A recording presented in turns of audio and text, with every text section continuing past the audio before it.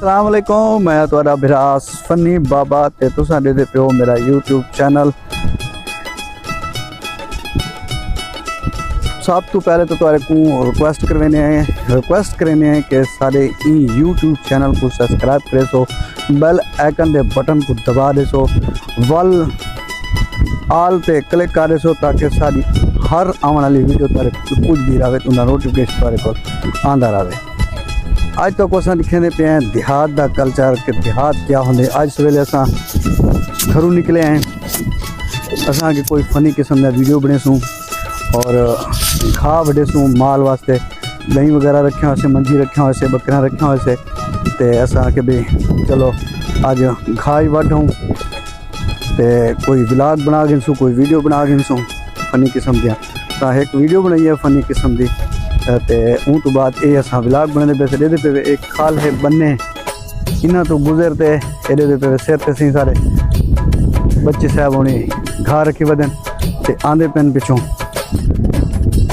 ये देखो सी ये नज़दीक किवें लगदा पे सही एक सही भी आख्या घा वड्डी आंदे वे सिर ते घा रखे आंदे वे किवें लगदा पे, कोई जोर आया वदे सिर ते? कह नहीं अरे जोर कह नहीं माशाल्लाह वजनी घा है। अच्छा देहात दी जिंदगी किवें, शहर दी जिंदगी अच्छी है या देहात दी जिंदगी अच्छी?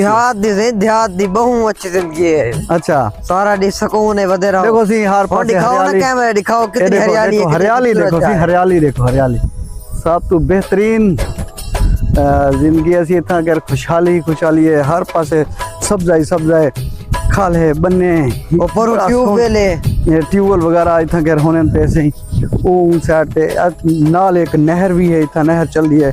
दिखाओ टिब्बे ते ओ खड़े थे तो वो टिब्बे दिखे नहीं है, वो देखो पीछे सारे दे पे ओ टिब्बा जा नजर आंदा पे। ठीक है इन होते भी अगला फसल बीजी हुई है ते बेहतरीन माहौल होंदे सी देहात दा। असां देहात दे रहने वाले लोग ऐसे ते ये देखो हुण तो असां लिखे ने है एक की में इथों पे ते पीस ये देखो ये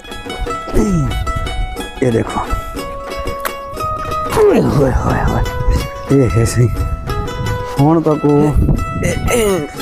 व्यू दिखे ने सही असां